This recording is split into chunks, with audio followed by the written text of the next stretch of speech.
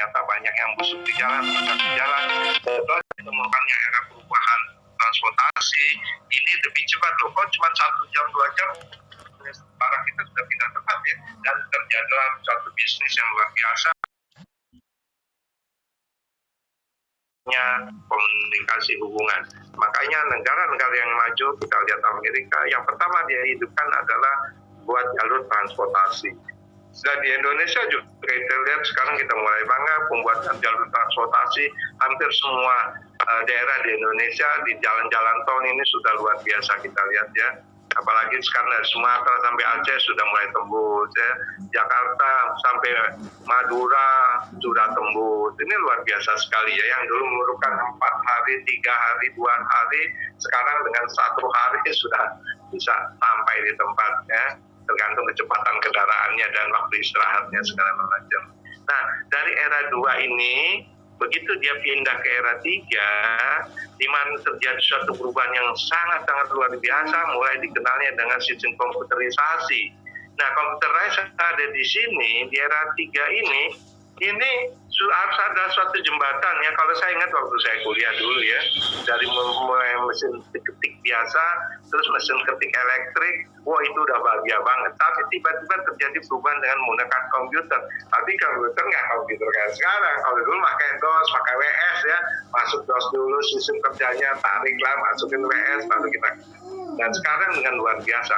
Nah, ketika kita masuk pada era industri ketiga ini, kita belum tuntas sebenarnya pada waktu itu. Tidak semuanya orang punya kemampuan yang luar biasa tentang bagaimana sih perubahan-perubahan di era ketiga itu. Tiba-tiba masuklah era keempat karena ketemuan komputernya otomatis yang sedemikian cepatnya dengan robot-robot yang luar biasa juga sebagai alat bantu media komputerisasi, sehingga orang mulai terperangah, terkejut, mulai orang banyak protes, wah ini sudah banyak nih, kita kehilangan hak kita sebagai pekerja sudah diambil oleh mesin segala macam. Ya memang pertama akan terjadi suatu perubahan yang tidak bisa diterima. Begitu diterima lama-lama juga orang menyadari bahwa memang kita sudah mulai merasakan kenikmatan tersendiri ya. Sekarang orang udah nggak ribut lagi soal tol, soal pakai masuk tol kita dulu harus dilayani dengan orangnya udah nggak ada lagi kita layani dengan mesin ya. Ini sudah luar biasa ya. Bagaimana dengan sistem-sistem online ya. Kita next selanjutnya. Kita akan lihat ada missing link di mana sih sebenarnya ya. Nah, missing link yang terjadi dari industri pertama itu kita tidak banyak masalah ya. Tetapi ketika era industri 2, ketika kita sudah banyak mengenal dengan teknologi yang begitu tinggi, kita masuk pada era ketiga, kita baru masuk pada dasarnya aktivitas kita, tiba-tiba terjadi perubahan ke industri era keempat. Nah, di sini kita tidak siap ya. Banyak orang berpindah dari satu daerah ke kota.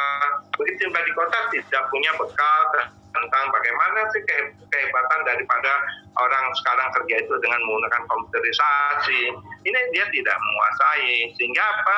Dia berharap ada peningkatan dengan pengetahuannya dia, tetapi dia masuk kembali zona adalah zona pekerja kasar, jadi buruh lagi. Akhirnya banyaklah kelemahan-kelemahan kita lihat di sini. Jadi ketika industri era ketiga ini kita belum siap, dengan masuknya era industri keempat ini kita udah lompat aja ya. Begitu dia lompat ternyata di sini banyak sekali kejanggalan kedapatan, tapi kita tidak siap untuk masuk ke era keempat. Tapi teknologi berjalan terus teknologi itu ya. Maka kita perhatikan banyak sekali ya persoalan yang menyebabkan salah satunya yang paling urgen adalah kurangnya peranan iptek ya yang dapat diimplementasikan ya. Kita masih lemah sekali iptek kita ya. Jadi dalam dunia olahraga juga terasa sekali ya. Kita baru mengenal sport science ini baru belakang-belakangan, beda dengan Amerika, dengan Australia. Tahun-tahun 70-an mereka sudah lari kepada dunia iptek ya. Kita baru sekarang sport science kita ya. Nah, Pak Menteri aja masih semangat. Ayo sport science kita tingkatkan ya.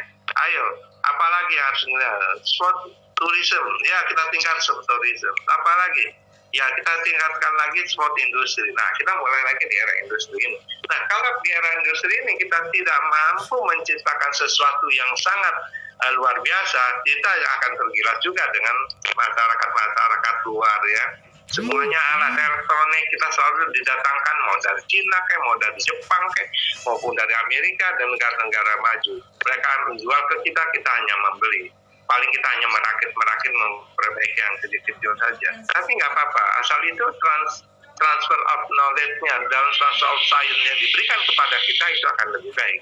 Yang repot itu kalau kita beli semuanya, semua teknologinya dari sana, yang masangnya dari sana, kita hanya sebagai penikmat saja, habislah kita ya, jadi hanya sebagai pengguna ya. Kalau kita lihat, masih sangat sedikit pengusaha yang berkolaborasi dengan ahli di bidang terkait efektivitas dan efisiensi produksinya. Misalnya teknik mesin, mikrokontrolernya, programmer, sosiolog olahraga, sport marketing, dan lain-lain itu banyak sekali diperlukan oleh kita ya. Juga kita jangan sampai juga menjadi bulan-bulanan para mereka ini ya. Mereka tidak kirim ke programnya kepada kita, tetapi dia harus menyiapkan lahannya dari dia, maka kita hanya sebelum pakai, kita nggak pernah pintar-pintar di sini ya. Jadi peningkatan iptek yang sekarang ini harus kita tingkatkan, masih belumnya serius diperhatikan penyelenggaraan ataupun peningkatan sektor industri olahraga, apakah segmentasi industri olahraga yang bagaimana yang kita tingkatkan, ya, minat konsumen yang bagaimana, segala macam. Itu tergantung pada pangsa pasar yang kita lihat sekarang ini. Ya, oke, next berikutnya. Nah, berikutnya coba next ya. Mengenai industri di era 4.0 ini apa sih? Perubahan bukannya terkait cara kerja produksi barang, juga berpengaruh pada strategi penjualan dan jasa ya. Nah, kalau kita perhatikan di sini, ini adalah mesin-mesin awal yang pertama dulu yang kita tingkatkan terus. Terus juga bagaimana sih produk dijual semakin bervariatif, bukan hanya berbasis fisik, namun juga jasa. Sekarang jasa menjadi pelayanan utama ya. Pendekatan bisnis mengarah pada kombinasi produksi barang sekaligus jasa. Kita lihat sekarang ya, banyak misalnya saja ojek online lah, terus juga kita bisa lihat lagi misalnya Shopee, Blibli, banyak ya, semua memberikan jasa pelayanan yang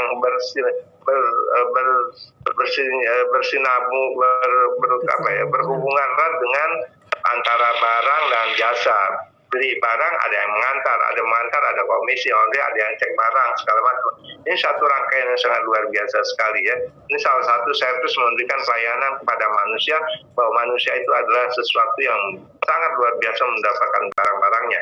Nah, kombinasi barang dan jasa itu tidak selamanya dilakukan sendiri oleh perusahaan yang sama. Namun bisa juga berbagai bentuk jasa yang lain ya. Sharing ekonomi di sini kita lihat ya. Sekarang dengan kondisi COVID sekarang ini, bagaimana perusahaan-perusahaan pasar market itu minta tolong kepada jasa transportasi untuk antar barang ya, sehingga ini terjadi hal yang sangat luar biasa di industri era 4 ini memudahkan kita juga nggak usah capek-capek ya. Sekarang saja kalau kita misalnya, kalau saya saja mau ke kantor, kalau lagi badan capek, saya nggak usah bawa mobil yang kok saya keluarkan juga nggak mudah loh. Misalnya saya dari Bekasi, saya harus lewat tolnya harus bayar, tol satu bayar, tol kedua juga bayar, turun lagi, parkir bayar lagi, ya.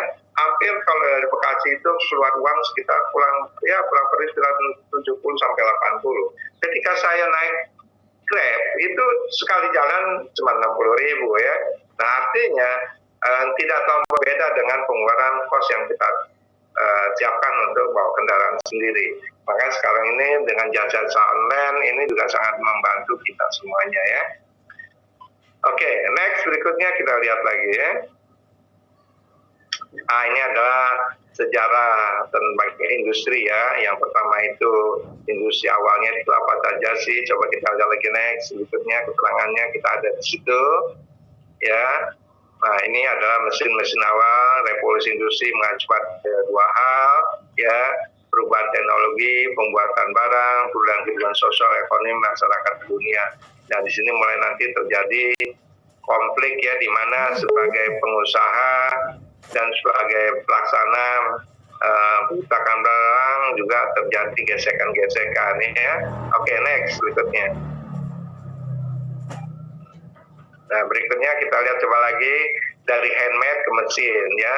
Dari handmade itu apa? Hal-hal yang berhubungan dengan pertanian segala macam ya.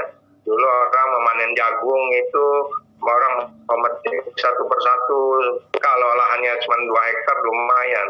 Saya pernah waktu di Iowa, itu salah satu daerah petanaman jagung, saya bertemu dengan teman ngobrol-ngobrol, saya bilang, aduh sorry Fir, aku ini petani miskin.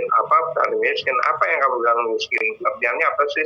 Ya kalau di sini, kalau you punya 40 hektar, itu petani miskin. Loh, 40 hektar di Indonesia jatah cuma 2 hektar tuh. Ya. Oh iya, terus ya yang di atas 70 hektar baru petani kaya. Tapi Anda kok bisa menyewa alat-alat untuk pengirim hama dengan pesawat, dengan segala macam. Itu juga kalau panen nyewa traktor segala macam.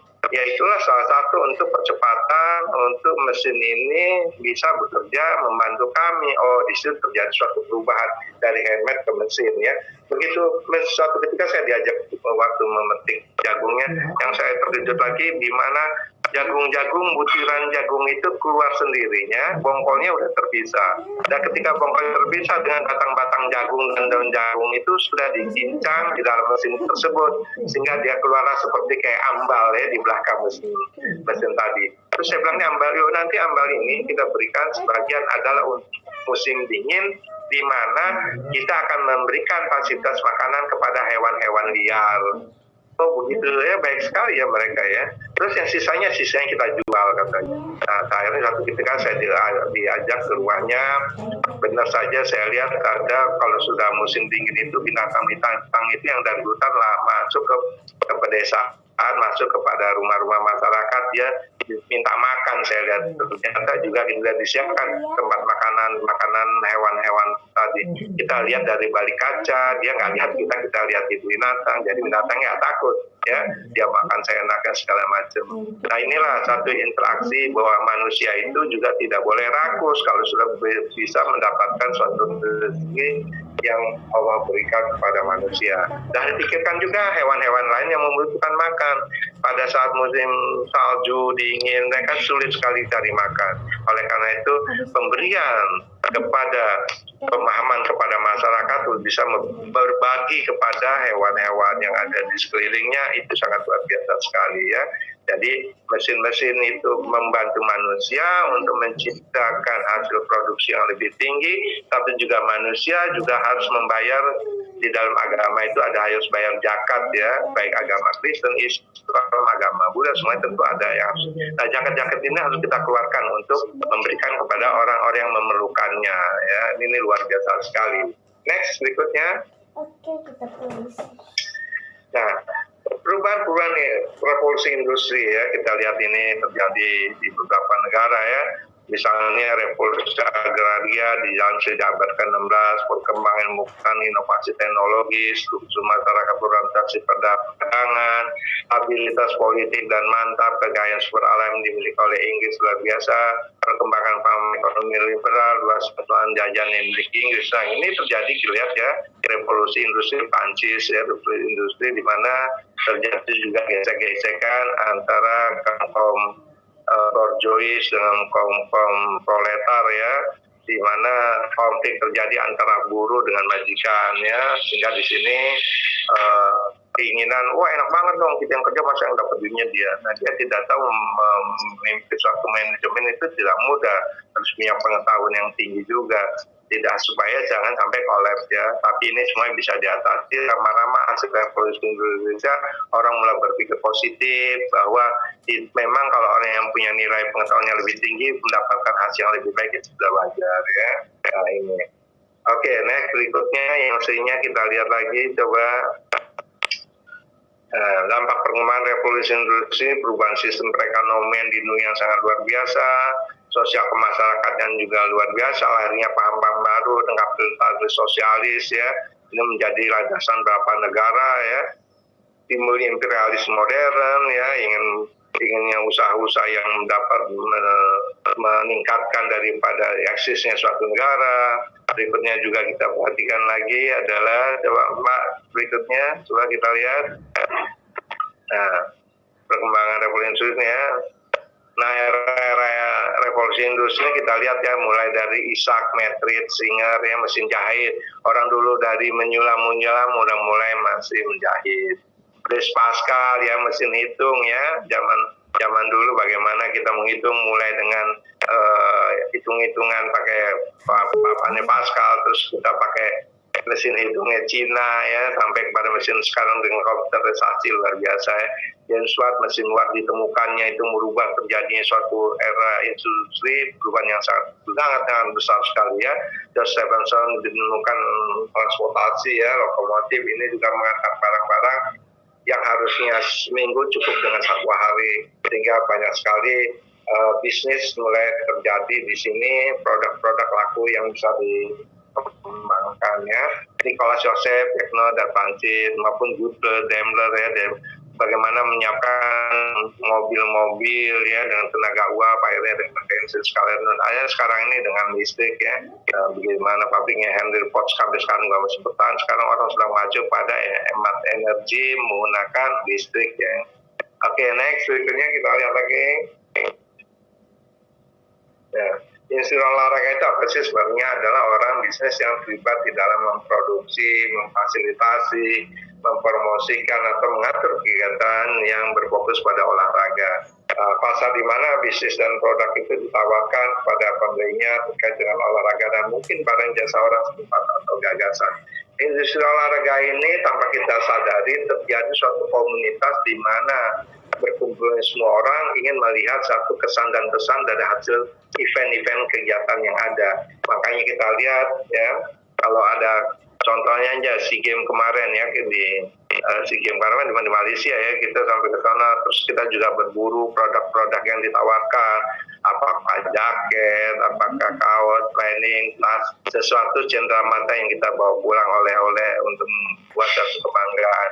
Nah, dalam membuat cendera mata ini tentu ada polanya juga, ada pola yang sangat sederhana, kualitasnya sederhana, ada yang kualitasnya menengah, harganya menengah, ada juga yang high quality, yaitu dengan kelas-kelas yang lebih mahal, tapi hasilnya juga akan berbeda harganya ya. Tapi tidak usah khawatir, siapa punya uang, siapa punya barang, kalau terjadi transaksi silakan saja Anda membeli ya. Oke, next berikutnya.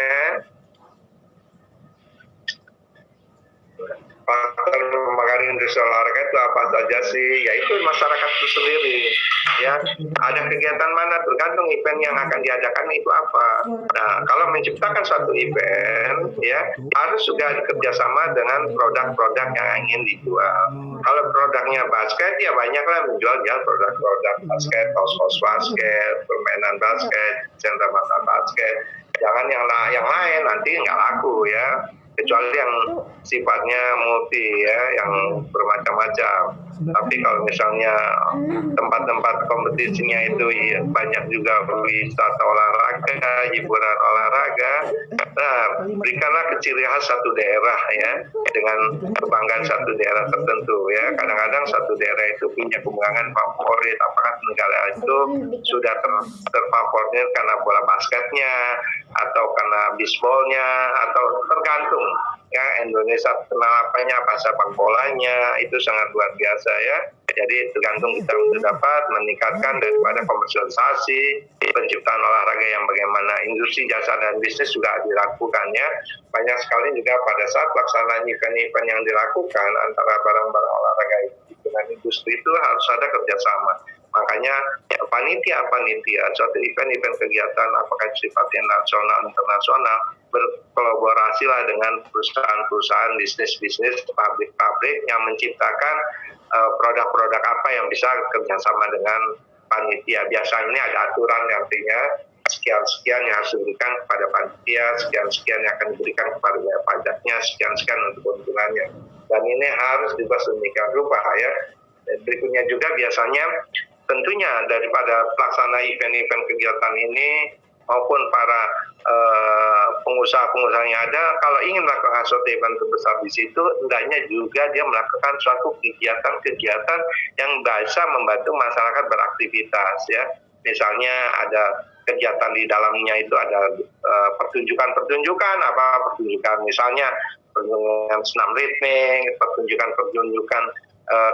kegiatan senam aerobik, dan sehingga banyak orang datang untuk memperhatikan kegiatan itu. Di sana pun akan terjadi transaksi jual beli yang lebih banyak lagi. Jadi memang harus ada strategi. Kalau kita ingin berbisnis, apa yang bisa kita tampilkan, apa yang bisa kita tawarkan kepada masyarakat, dan bagaimana masyarakat senang untuk datang. Biasanya kalau dia sudah senang datang, ketika dia ingin membeli sesuatu, dia udah nggak mikir lagi. Tapi kalau dia datang hanya untuk beli barang, biasanya mereka jarang. Ya. Tapi kalau ingin nyaksin suatu event kegiatan, sampingannya dia akan belanja, itu hal yang luar biasa ya. Oleh karena itu, kalau industri barang olahraga merupakan salah satu segmen industri, nah oleh karena itu harus juga dia mampu menciptakan satu kegiatan-kegiatan atau demonstrasi-demonstrasi yang kecil lah di dalam tempat mereka berjualan, sehingga banyak sekali orang akan tertarik ke demo-demonya ya. Jadi harus difasilitasi. Itu yang disebut dengan pemudahan kreatif. Jadi untuk kegiatan-kegiatan harus diiringi dengan kreativitas pemuda. Next.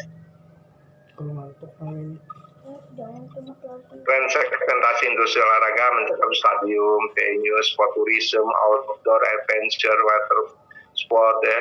Nah, semua ini kalau bisa ketika ada kegiatan-kegiatan tersebut, para peserta ini, para pendukung pesertanya, ada yang sebagai penontonnya diberikan kesempatan untuk melakukan hal-hal yang sama gitu loh.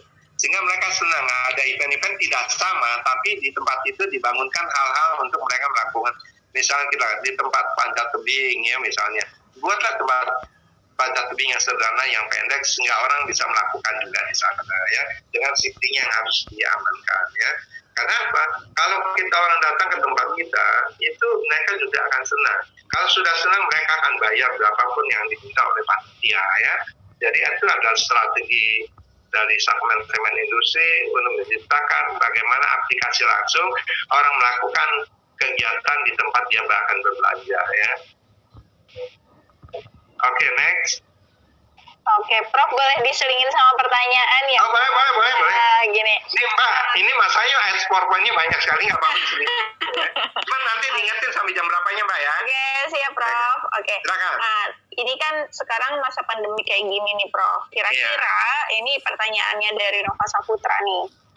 Kira-kira bisnis apa yang memungkinkan dan bisa berkembang walaupun pelan-pelan gitu, jadi nggak drastis karena kan situasi pandemik nih gitu. Ya. Apa? Jadi, ya bilang Mbak. Ya, bisnis apa yang memungkinkan dilakukan di masa pandemi dan walaupun perlahan tapi tetap bisa jalan gitu. Jadi, dan nggak monoton gitu, Prof. Bisnis yang paling mudah adalah bisnis sport tourism. Ya, yang paling mudah. Misalnya kami ini pemuda di daerah mana, di daerah pantai, laut, sungai, kami akan mengadakan fasilitas untuk menjual jasa. Misalnya pendakian, kita kasihkan tarif sekian, maksimalnya hanya 5 orang. Ya, misalnya kalau di Jakarta tourismnya, saya untuk mendaftarkan tamu-tamu dari luar datang, kita mau mengadakan sport tourism malam hari, kita menjelajahi jalan mulai dari Jakarta, dari Jakarta langsung ke Museum Jakarta langsung lagi ke Museum Jakarta, terus tempat jembatan yang di Kota Tua gitu ya, di Kota Tua gitu. Nah itu bisa, jadi sedikit orang, tapi ini akan berjalan. Tourism itu paling mudah ya, dengan otomatis dia harus memberikan nilai harganya dengan mendapatkannya apa fasilitas yang dia dapatnya, transportasi, makannya, terus juga kaosnya, terus juga nanti cenderamata-nya, sehingga dia bangga ketika saya Jakarta, saya udah sampai sini loh jalannya, saya udah malam-malam masuk ke ruangan ini sini. Nah itu, atau pendakian ya, jadi sweet tourism pendakian ya. Nah turnya langsung dibawa ke lokasi pendakian, jadi jangan sampai puncak gunung banget juga repot ya. Kira-kira setelah sekian kilometer mereka udah cukup di situ, nanti ajak turun lagi melihatkan nilai-nilai yang ada di tempat mereka tinggal. Atau juga bisa dilakukan dengan pasar-pasar tradisional yang ada.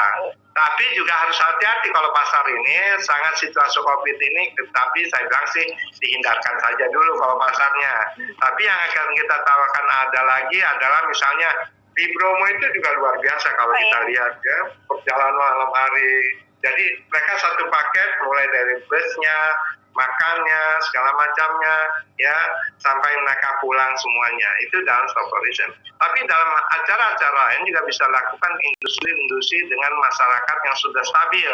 Misalnya kita punya pabrik tiga apa ya, yang bola gitu ya. Kita datang ke tebak bola. Pak, saya mau join dengan Bapak untuk bisnis bola. Tapi saya akan menggunakan kekuatan bola ini adalah untuk pemasaran. Pemasarannya harganya hanya sekian.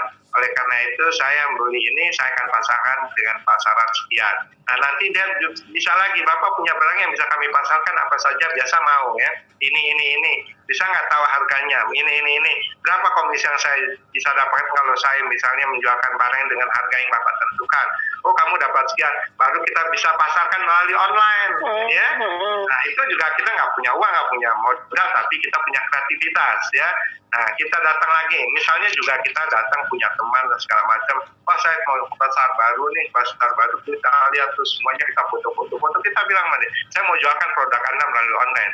Apa yang bisa saya dapatkan dari usaha saya terhadap Anda? Nanti dia bilang Anda akan dapat sekian. Anda boleh menaikkan 10%, ya, dan saya sekian. Diskon dari saya untuk Anda. Anda akan dapat sekian dari diskon, sekian 10% dari harga yang kita bicarakan. Semua border akan saya kirim sesuai dengan permintaan. Itu tergantung kreativitas. Kreatif pemuda itu bekerja sama dengan lingkungannya, nilai-nilai apa yang bisa didapatkan gitu loh, ya. Jadi sport tourism bisa, ya, the sport science bisa nggak bisa. Anda sebagai orang yang akan mampu memandu suatu event kegiatan tertentu, apakah senam, apakah kekhususan private untuk latihan-latihan tertentu, bisa. Waduh, saya ini gemuk banget nih, saya ingin bisa menguruskan badan, nggak bisa. Program begini, tapi dengan persyaratnya Anda harus dietnya ini, gizinya begini. Jangan kita udah kasih bintang, makannya nggak kurus. Makannya semaunya, capek kita aja. Maka kita kalau dikomplain orang nanti, wah Anda ini personal trainer, tapi kok hasilnya kagak jadi-jadi. bukan soal personal trainer, ya. Kedisiplinannya tidak siap si pelakunya. Ya. Saya sering ketemu dengan mahasiswa saya sebagai personal trainer itu, Prof saya ini kadang-kadang dikomplain terus, kenapa begini? Saya udah lakukan program diet yang ketat segala macam, tapi dia kalau selingannya kalau lagi jalan minumannya manis terus, ini glukosanya wah cepet banget naik badan. Nah jadi kalau teman-teman mau apa sih yang bisa dilakukan dengan kondisi COVID ini, banyak. Mulai dengan diri kita ini, kita punya kemampuannya apa sih gitu. Dengan kemampuan kita mari kita introspeksi diri. Oh saya mampu di bidang ini, saya akan lakukan ini. Ya, nah lakukanlah. Anda tinggal dilihat di YouTube, tinggal dilihat di Google segala macam, profesional Anda lakukan membuat Anda menjadi orang yang oke gitu ya. Nah nanti Anda tawarkan, harus seorang pemuda harus berani menawarkan berapa harga Anda. Menjual diri ya Prof, tapi menjual diri dalam arti kata jatuh ya. Potensi harus mampu ya menunjukkan ya. Nah, itulah yang harus. Karena kan ada standar harga ya. Misalnya Rika nih sebagai pembicara udah ada harga patok. Ya itu sudah ada. Tapi yang nggak punya jasa, ya itulah pinter-pinter dia menciptakan lingkungannya sendiri. Gitu loh Mbak Rika. Siap Prof. Berarti bisnis di masa pandemik ini peluangnya banyak sebenarnya. Banyak. Ya, dari tergantung kreativitas. Tergantung kreativitas, dan sebenarnya teknologi juga sangat mendukung sekarang. Sangat mendukung. Untuk promosi, untuk marketing, sport tourism, bikin paket liburan. Iya, di internet, kirim di sosial media. Kirim internet, laku itu. Tanpa modal ya Prof. Tanpa modal ya. Tadi join sama toko-toko olahraga, bisa promosikan, terus tanpa modal juga kan. Tanpa modal juga, tapi komisinya dapat. Iya, modalnya hanya kreatif dan inovatif. Oke, Prof, ini ada pertanyaan lagi karena waktu kita sebenarnya tinggal 15 menit, kita isi ke pertanyaan aja ya Prof. Boleh. Iya, ini ada pertanyaan dari Eka Gandara Saputra. Izin bertanya kepada Prof Firmansyah bahwa era saat ini revolusi model bisnisnya semuanya digital yang tadi sudah Bro sampaikan, atau internet semakin banyak.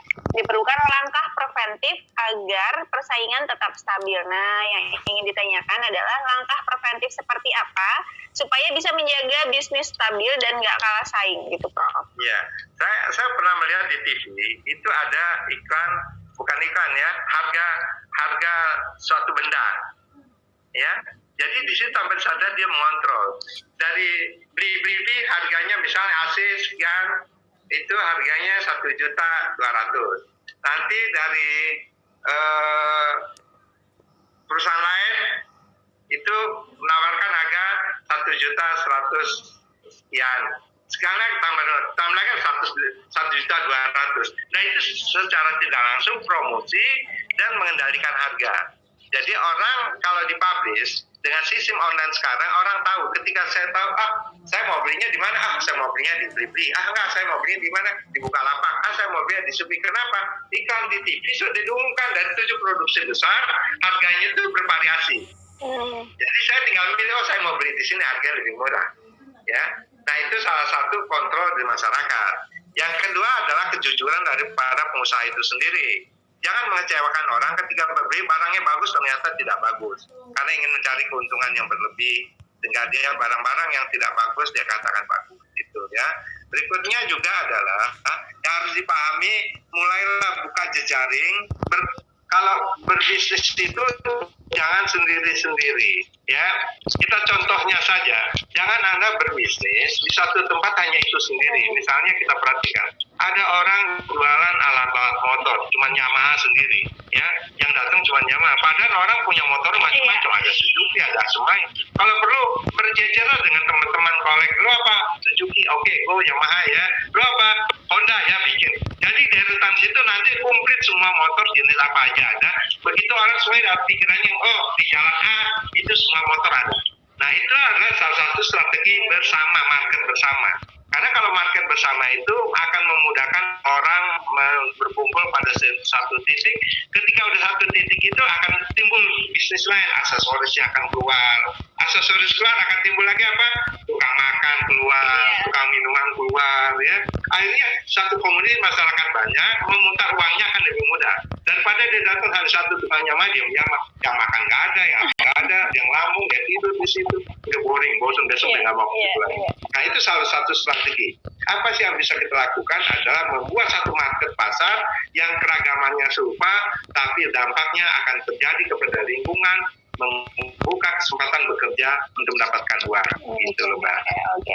Dan tadi sama Prof Iman juga udah dijelaskan grand design industri olahraga di Indonesia tuh komponennya memang model bisnisnya seperti apa dulu nih, terus produksi barangnya seperti apa, nah kebijakannya kayak gimana. Nah tadi kalau jual onderdil motor jangan cuma satu merek aja kan, yang sekampung itu yang punya motor nggak mereknya satu doang gitu ya.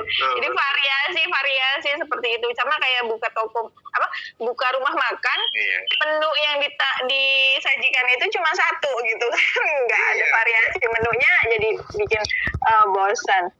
Jadi kalau kita lihat, sini ada apa, rumah makan apa, Padang, sini apa, Jambi, ini ada apa, Surabaya, ini ada apa lagi, ini Manado, ini apa lagi, kumpul rumah makan itu, orang datang ke sana hanya untuk makan. Karena kita lihat ya, di Amerika itu yang namanya pertokoan itu pertokoan itu berkumpulnya para toko-toko branded seluruh dunia itu ada di suatu tempat, ya.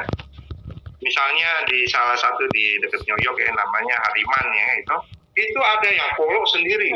Luasnya Polo itu mungkin memerlukan tempat sekitar 1.500 meter, ya.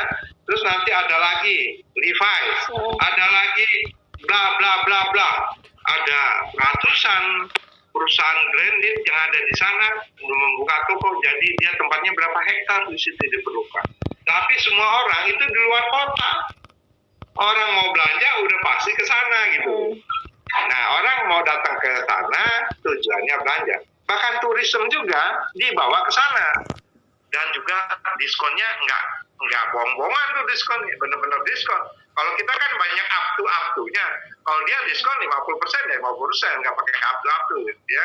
Kalau yang up-to itu yang bikin pusing. Kita pikiran 70%, begitu dia lihat, ya yang ini cuma 5% diskonnya. Capek deh gitu. Kalau dia enggak, yang 5%, 10%, 10% jelas gitu ya. Nah itu yang harus kita pahami. Bisnis, kenapa bisnis di tempat kita sudah mulai hancur sekarang ini dengan kondisi-kondisi sekarang? Karena orang merasa banyak tertipu dengan diskon-diskon. Diskonnya dia tulis besar-besar, diskon 70% up to, up-nya kecil, up to. Jadi orang udah kapok gitu loh. Padahal diskonnya cuma 20%. Cuma 10%, 15%. Nah itu adalah pembohongan pabrik yang tidak disadari oleh pengusaha. Ya, up-nya ada nggak usah. Begitu yang kasihan lagi, yang up-nya itu yang digerobak-gerobak, yang tengah jalan, yang dikasih. Ya udah jelek lagi. Udah orang lihatnya udah sebel gitu. Tapi kalau di luar negeri itu spesialis tempatnya ada. Walaupun diskon tempatnya sangat oke gitu loh. Karena anak tiri gitu loh. Kalau kita anak tiri tuh yang udah up to tuh. Berarti nah, itulah bisnis yang akan kita perhatikan, koreksi dari kita gitu ya. Perusahaan-perusahaan sekarang saya sedih loh. Ke mall itu udah hidup antara hidup dan mati dengan kondisi COVID sekarang ya. Karena mereka udah nggak sanggup untuk membayar para pekerjanya ya.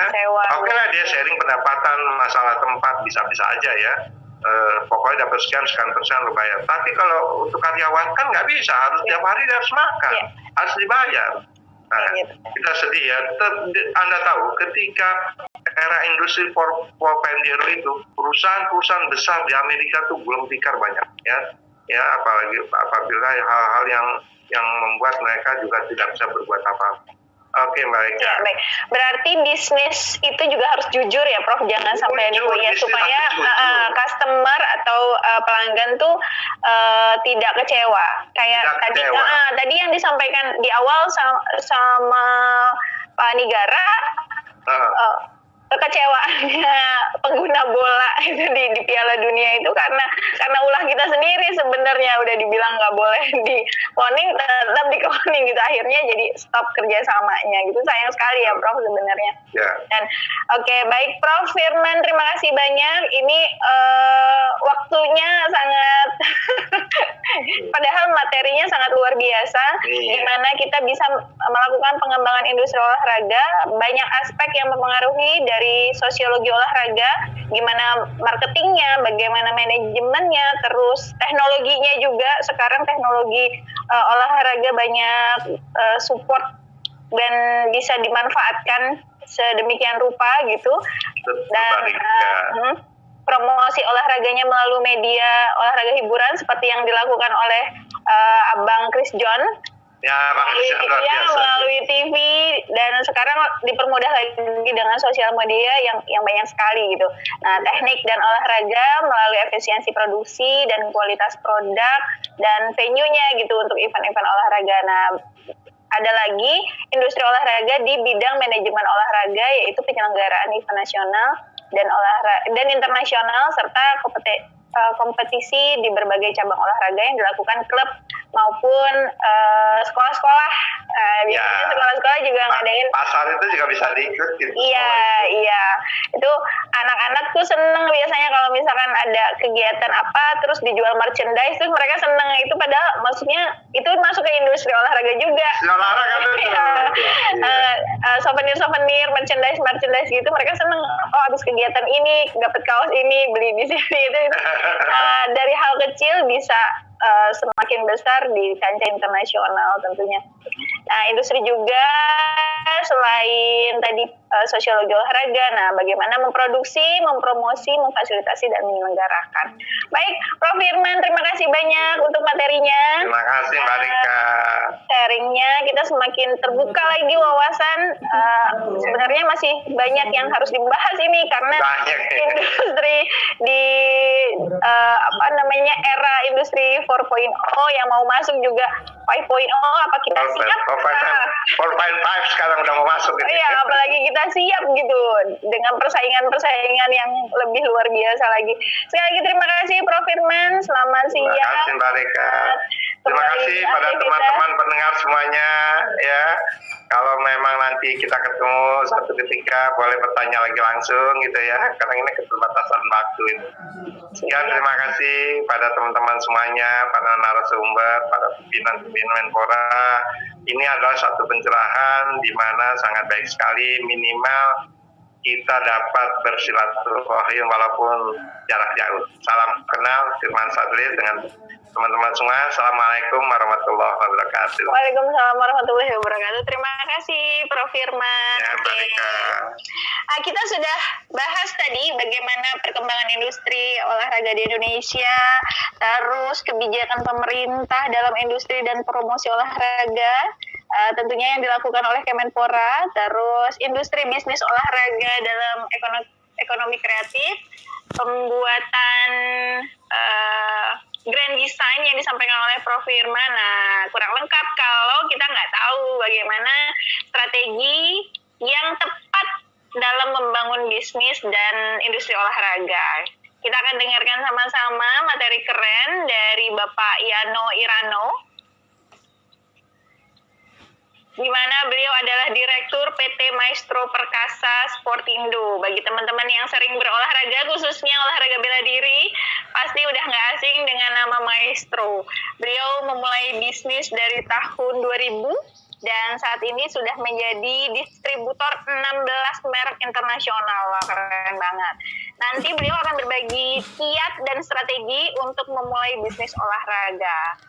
Halo Pak Yano. Halo Mbak Rika, apa kabar? Sehat Pak. Alhamdulillah, Pak Selamat Firman. siang. Ya, Pak Yano. Sukses ya, Pak Yano. Salam Ya, ketemu. ya, Baik Pak Yano, saya persilahkan menyampaikan materinya. Ini kita sharing gimana sih strategi dan trik atau tipsnya supaya bisnisnya bisa hebat seperti bisnisnya Pak Yano nih. Oke, silakan Pak Yano. waduh. Terima kasih sebelumnya Mbak Rika. Assalamualaikum warahmatullahi wabarakatuh. Prof. Firman sama Pak Ya. Arno ya, sebagai yang punya hajat. Oke, ini dari mana nih saya mulai nih? Oke, saya mau cerita dulu. Pertama-tama saya mulai bisnis itu waktu masih duduk di bangku kuliah. Itu tahun 2000 kalau nggak salah, itu saya masih umur 22 tahun. Saat itu pertama-tama saya hanya jual produk orang, jadi saja sebagai distributor, reseller ya. Itu berjalan sampai 2003, 3 atau 4 tahunan lah. Saat itu juga saya sudah masuk ke matras bela diri. Jadi sampai sekarang tuh orang mungkin kenalnya Yano Maestro atau matras lah gitu. Karena kita fokusnya di matras. Sampai saat ini kita juga mungkin Maestro dikenal dengan pusatnya matras bela diri, karena seluruh bela diri kita sediakan, kita supply. Nah, saat itu pertama kali tahun 2000 itu ada produk baju taekwondo. Kebetulan saya juga praktisi taekwondo. Itu produk Bandung. Nah, saya jadi distributor atau reseller untuk wilayah Jakarta. Tapi hanya jalan sampai 3 tahun, 2003 atau 2004. Nah, karena merek tersebut, brand tersebut discontinue, tidak lanjut lagi. Nah, sedangkan jaringan atau network yang sudah saya bangun ini sayang. Saya pikir sayang untuk kalau tidak dimanfaatkan. Nah, maka dari itu tahun 2005 saya putuskan untuk produksi brand sendiri, produk sendiri. Itu saya ambil Maestro itu rilis atau berdiri. Jadi tahun 2000 sampai 2005 kita hanya sebagai reseller ya, bukan sebagai produsen, hanya menjual produk orang. Nah, baru melakukan produksi sendiri itu tahun 2005. Jadi saya ambil kelahiran itu tanggal 11 September 2005. Jadi sebentar lagi nih ulang tahun yang ke-15 tahun ini, Mbak Rika. Target pertama, saya produksi 1000 baju. Target untuk 1 tahun. Jadi perkiraan 100 setel baju habis dalam 1 tahun. 1000 baju ya, 100 setel baju per bulan. Tapi kenyataannya 3 bulan sold out. Sehingga kami kelabakan karena permintaan banyak, kami nggak prefer untuk produksi ulang. Jadi ada kekosongan, masa-masa kekosongan untuk beberapa bulan. Dan 2006 awal saya mulai masuk ke cabur lain, cabang olahraga lain. Karena saya dasarnya dari bela diri, saya coba masuk ke karate dan cabur-cabur lain seperti judo, gulat, tinju, pencaksilat dan lain-lain. Dan juga di 2006 di tahun kedua Maestro berdiri, itu itu kami mulai melakukan impor untuk produk-produk atau merek-merek internasional.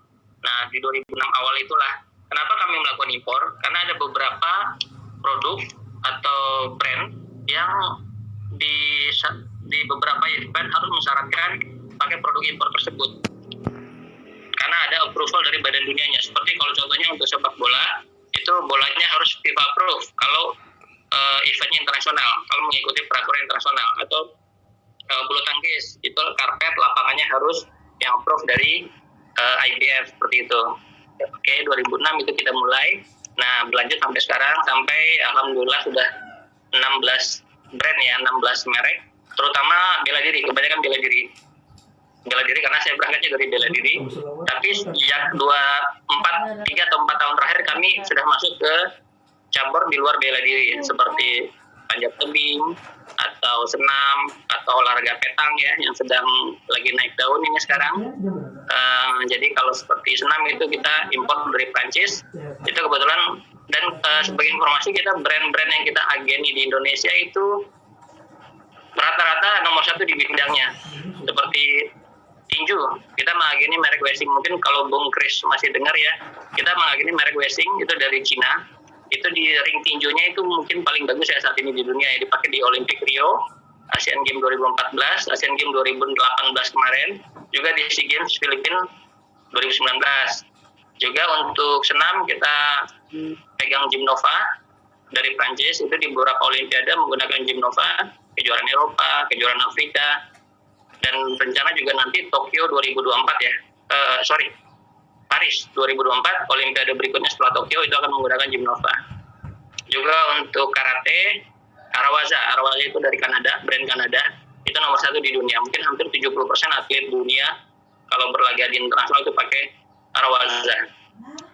Oke, juga untuk atau mulai di ini, Mbak Reka, ada slide saya yang bisa ditampilkan. Coba Mas Adam bisa dibantu.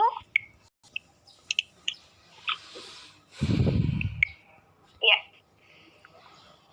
Oke. Ya, sesuai materi kali ini. Ya. Sudah ya. Sesuai materi kali ini kebetulan memang saya terima kasih dikasih kesempatan karena ini topiknya industri dan bisnis olahraga ya untuk Indonesia. Kebetulan saya juga bergerak di olahraga. Berikutnya.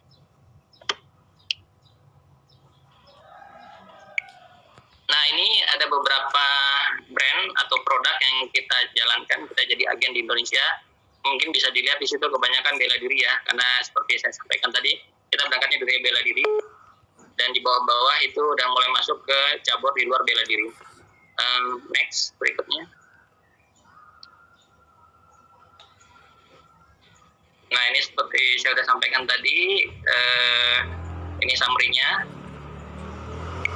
Kita juga menjadi supplier di beberapa event olahraga penting di Indonesia seperti PON, SEA Games, Asian Games, dan lain-lain. Juga kerjasama menyuplai untuk beberapa kebutuhan kedinasan dari setiap dispor provinsi atau koni-koni daerah, seperti itu. Berikutnya Mbak, next. Pengalaman pekerjaan tadi sudah sampaikan sedikit. Next. Ini ada sedikit detail aja ya, kita kerja mensuplai untuk cabur karate di tes event Asian Games, cabang olahraga kabadi, ini kebetulan matras semua ya. Terus juga untuk games time, taekwondonya itu hampir semua. Next. Ini untuk event-event daerah ini event-event daerah, jadi kita pernah kerja untuk Pekan Olahraga Provinsi di Sumatera Barat. Kebetulan tuan rumahnya di Kota Padang, itu ada 29 cabur yang kita kerjakan dari 31 cabur yang dipertandingkan, karena ada 2 cabur yang peralatannya disewa, jadi bukan diadakan. Terus juga di Dispora DKI tahun 2016 juga ini ada paket untuk bela diri, ada 10 cabur bela diri untuk kontingen DKI cabur bela diri untuk menghadapi PON Jabar 2016, PON yang lalu. Juga untuk PON-nya sendiri kita ada 1, 2, 3 cabur ya yang kita supply, terutama kebanyakan memang matras ya. Berikut.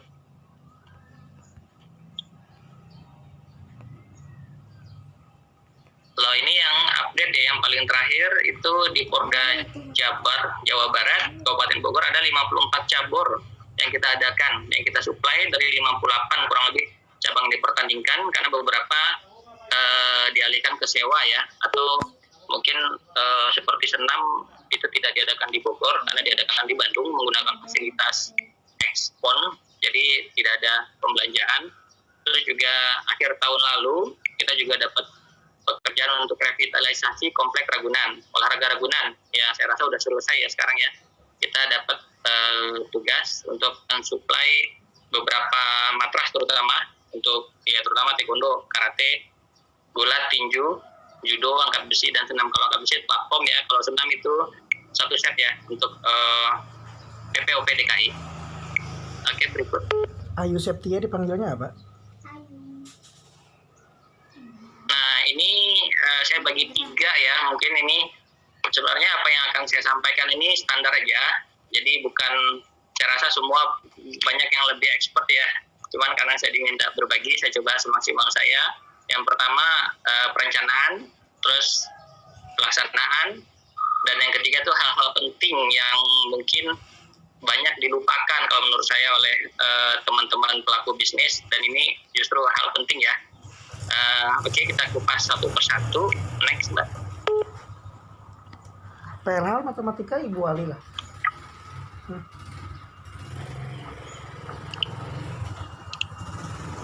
Iya, ini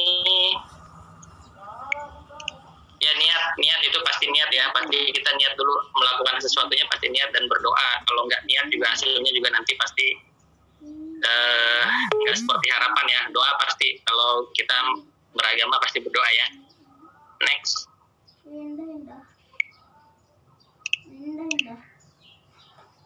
Yang kedua, menjadi penjual atau produsen atau keduanya. Nah ini harus dipikirkan di awal.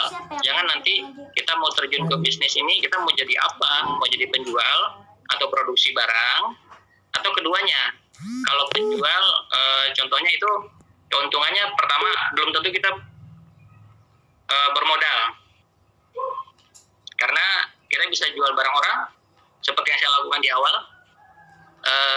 Sebagai reseller, kita bisa jual di Tokopedia atau di Shopee atau di marketplace lain. Jadi barang orang kita jual dengan keaktifan kita online, itu bisa mendatangkan rezeki. Coba mungkin teman-teman tahu ya, enggak ya? Sekarang orang-orang tersukses, orang kaya dunia itu dari mana? Amazon itu hanya jual barang kan, dia bukan produsen. Alibaba itu juga penjual, bukan produsen. Mungkin di Indonesia yang punya marketplace seperti Tokopedia, Shopee, Bukalapak, mereka hanya menjual, menyediakan fasilitas. Itu sukses. Jadi nggak usah khawatir. Mungkin ada yang berpikiran, oh saya mau bisnis tapi nggak punya modal, gimana ya? Nggak usah berpikiran kayak gitu. Jadi ini buktinya banyak. Terus kedua, produsen, kita mau bikin apa ini, bikin produk apa? Ini sebentar, ini ada yang lengkap ya Mas Adam. Ada tentukan segmentasinya ya sebelumnya kalau nggak salah ya. Operator, minta tolong untuk dicek. Di back sekali.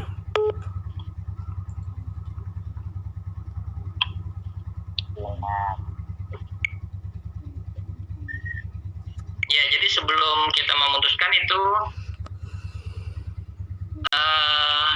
sebelum berbisnis kita tentukan dulu, kita mau masuk ke segmen apa. Karena bidang olahraga ini kan umum, banyak ya. Jadi apakah kita mau masuk ke olahraga umum, dan itu konsekuensinya pasti barang itu banyak, pesaing berat, dan harga juga hancur-hancuran. Seperti contoh, kita masuk ke olahraga umum ya, kayak shuttlecock atau bola basket, bola volley, itu umum sekali. Banyak produk di pasar. Seandainya ada produk yang sama, brand yang sama, itu pasti perang harga. Nah jadi kalau saya atau saran saya, coba deh masuk ke bisnis atau bidang yang tidak banyak yang bermain di situ. Jadi mungkin di situ kita juga nggak perang harga, juga kita akan dicari orang karena barangnya nggak banyak di pasar, seperti itu. Itu yang poin kedua ya. Jadi kita tentukan dulu segmentasinya. Segmennya apa? Seperti saya di bela diri. Saya masuk ke bela diri itu seperti matras. Matras saya rasa nggak umum ya. Bukan gampang atau nggak gampang ditemui di setiap toko olahraga kan banyak, tapi nggak gampang. Apalagi yang matras-matras atau peralatan olahraga yang approve dari badan dunianya masing-masing. Itu. Terus yang berikutnya itu yang menjadi penjual ke produsen atau keduanya atau dua-duanya. Jadi kita juga menjual produk orang sebagai distributor atau agen penjualan untuk brand tersebut, dan juga kita punya produk sendiri. Seperti kami punya merek Maestro dan Empro, dan juga menjadi agen untuk 16 produk internasional di Indonesia untuk pasar Indonesia. Hampir semua itu agen tunggal, authorized distributor. Itu keduanya. Terus untuk berikut mungkin next network atau relasi. Nah ini paling penting ya. Kalau menurut saya ini paling penting. Hubungan yang baik. Contoh, saya ambil contoh kasus ya. Ada mungkin kawan saya atlet dulu sama-sama tanding, dan kita punya hubungan baik, dan berapa teman seperti itu, berapa atlet, berapa puluh, berapa ratus teman yang setiap pertandingan ketemu, dan kita punya hubungan baik.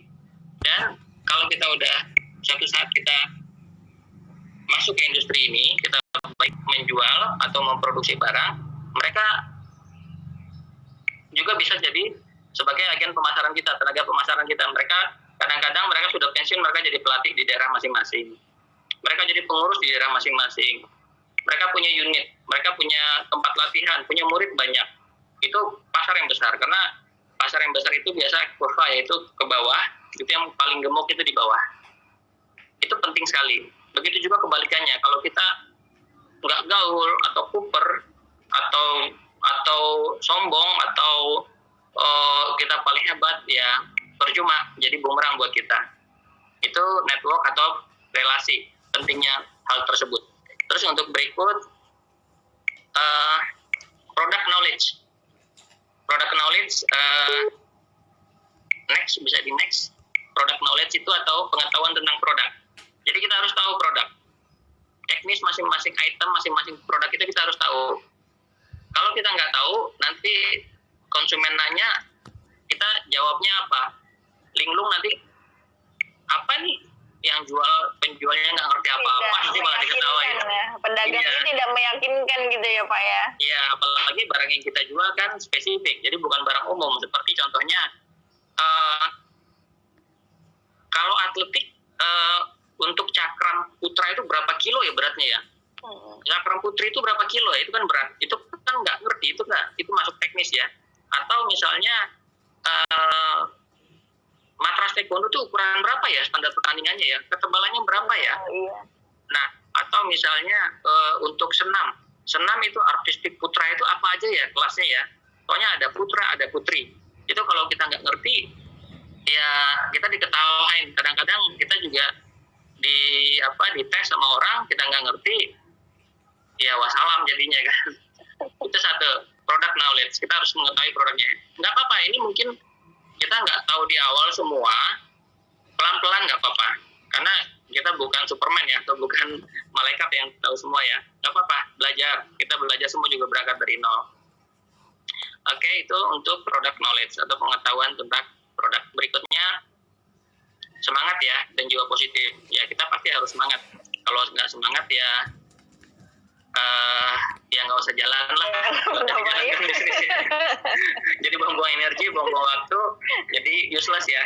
Kalau bahasa Minangnya useless gitu. Jadi itu untuk semangat. Itu udah pasti ya, ini semua orang pasti tahu di bidang apapun ya. Terus berjiwa positif juga, jadi jangan negatif thinking atau contohnya gini, ya kayak tadi saya udah sempat sampaikan, saya mau bisnis apa ya? Kan saya nggak punya modal. Banyak kok kita lihat contoh-contoh konglomerat atau Taipan Indonesia tuh mereka nggak bermodal kok dari awalnya, mereka semangat dan positif. Jadi dia kan berbisnis sukses kan, bapaknya pejabat, orang kaya, jadi punya modal. Biasanya yang seperti itu temporari aja, Enggak lama, karena ya. yang langgang itu yang dari nol ya Mbak ya, yang berangkat dari bawah ya, jadi ngerasain. Terus ya banyak lah kita contoh-contoh ya di sekeliling kita banyak lah, itu jadi motivasi. Oke, berikutnya apa nih? Fokus pada tujuan. Jadi jangan di tengah jalan kita misalnya contoh saya, kita bela diri tapi melihat itu enak ya masuk ke cabur yang ini gede ya, tapi kita nggak menguasai teknisnya, kita nggak menguasai medannya, kita coba-coba masuk ke itu, kita investasi beli barang, nggak taunya salah barang yang dibeli, nggak sesuai dengan harapan, uang mati, rugi, investasi rugi. Jadi sama aja kita kayak gali kubur sendiri lah. Jadi kita tetap fokus. Nah nanti lain ceritanya kalau seandainya tujuan yang awal itu udah terpenuhi, nggak apa-apa kita expand ke bidang lain. Karena dasarnya seperti saya pernah dapat ilmu ya, kalau kita bisa dapat 10, kenapa kita puas dengan angka 5 atau 6 itu. Oke, untuk nextnya produk yang inovatif atau beda dari yang lain. Ya sama lah kayak produk yang kita jual, kalau mainstream atau umum misalnya kayak sepatu atau gitu ya, atau kaos, itu kan umum banget ya bisa aja, cuman apakah kita siap dengan, kecuali siap mental ya, mau perang harga di situ keuntungan cuma 2%, dapat capeknya aja nanti kan, untuk operasional nggak tutup. Tapi itu nggak apa-apa, cuman bisa juga kalau kita main volume, misalnya keuntungan margin cuma 2%, 3%, tapi kalau kita jual tontonan atau jutaan pieces kan itu nggak masalah. Itu. Terus berikut untuk peluang itu diciptakan ya, bukan dicari. Kan ada yang cari peluang. Kalau menurut saya, ini pandangan saya, iya peluang di luaran itu banyak. Kita bisa gimana cara kita nangkepnya. Kadang-kadang, nah ini kembali ke kejelian kita ya. Kita harus asah itu kemampuan. Memang banyak yang bilang di bawaan ya, wah dia gampang, dia pintar mencari peluang atau menciptakan peluang. Tapi kita bisa belajar. Contohnya misalnya kita buat event, seperti tadi Prof Firman sampaikan, kita buat event kejuaraan, kita buka stand di situ, atau kita punya produk baru, kita akan launching di situ. Dan kalau perlu liput media. Terus ambil model siapa, atlet terkenal ya, seperti tadi Prof Firman sampaikan ya. Dan nanti kan ada mutual benefit yang akan kita sama-sama gapai di situ. Misalnya untuk atlet tersebut mungkin ada license atau fee yang kita alokasikan, dan bagi atlet terkenal tersebut juga untuk menjaga eksistensi terkenalannya dia, atletnya dia, sehingga tetap legend ya. Mungkin ada atlet yang 10 tahun lalu atau 15 tahun lalu dia berjaya, tapi sekarang tidak dikenal orang, anak sekarang nggak kenal. Tapi kalau kita gandeng kerjasama, kita jadikan yang bersangkutan sebagai model, orang akan bertanya nih siapa.